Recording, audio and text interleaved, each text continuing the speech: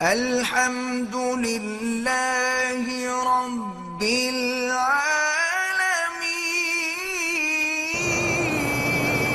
اگر کوئی آدمی بیمار ہے اور رمضان المبارک کے روزے نہیں رکھ سکا ہے، میرا بھائی تو اصول یہ ہے کہ وَمَنْ كَانَ مِنْكُمْ مَرِيضًا أَوْ عَلَى سَفَرٍ فَعِدَّةٌ مِّنْ أَيَّامٍ أُخَرَ۔ اللہ نے فرمایا اگر کوئی بیمار ہے یا مسافر ہے تو اس کو چاہیے کہ بعد میں وہ روزے پورے کرے، یعنی جب تندرست ہو جائے، جب ٹھیک ہو جائے تو جتنے روزے اس نے چھوڑے ہیں وہ ان کو قضا کرے۔ اب یہ ضروری نہیں ہوتا کہ قضا مسلسل کرے، کبھی ایک روزہ رکھ لیا، کبھی دو رکھ لیے، کبھی تین رکھ لیے، یعنی آرام سے وہ روزے پورے کرے۔ وہ جو فدیے کا مسئلہ ہے نا میرا بھائی، وہ اس کے لیے ہے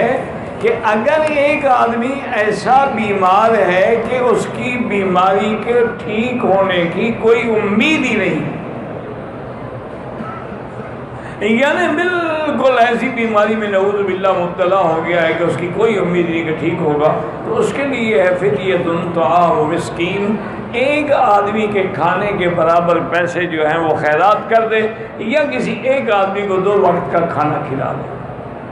یعنی یا تو غریب کو کھانا کھلا دے۔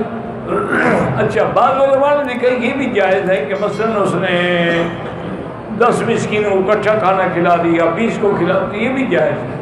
تو یہ ان لیے ہے کہ جن کو بیماری سے ٹھیک ہونے کی امید ہی نہ رہے۔ بعض بیماریاں ایسی ہیں، اللہ معاف کرے، اللہ معاف کرے، کسی کو کینسر ہو گیا ہے، کسی کو ٹی بی ہو گئی ہے، کسی کو فالج ہو گیا ہے،